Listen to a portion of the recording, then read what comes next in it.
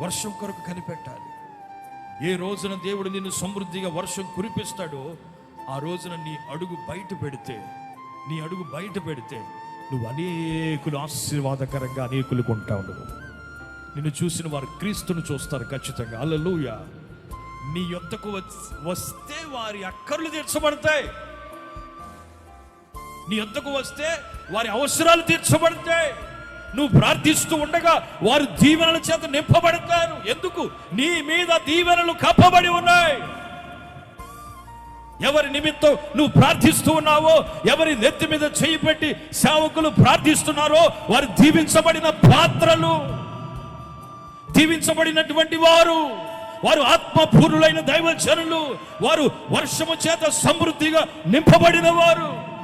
మరి ఎక్కడ అడుగు పెడితే అక్కడ గిన్నె నిండి పొంగి పొర్లును గాక. కరువు కూడా సమృద్ధిగా మారిపోతుంది. ఎండిన నేల పచ్చగా మారిపోతుంది. ఎండిన ఎడారి సెలయేరుగా మార్చబడుతుంది. మారా అనుభవాలు మధురంగా మార్చబడతాయి. దేవుని స్తోత్రం చెప్పండి గట్టిగా. ఎందుకనంటే ఈ వ్యక్తి, ఈ దేవుని బిడ్డ వర్షం చేత సమృద్ధిగా నింపబడ్డాడు. హల్లెలూయా.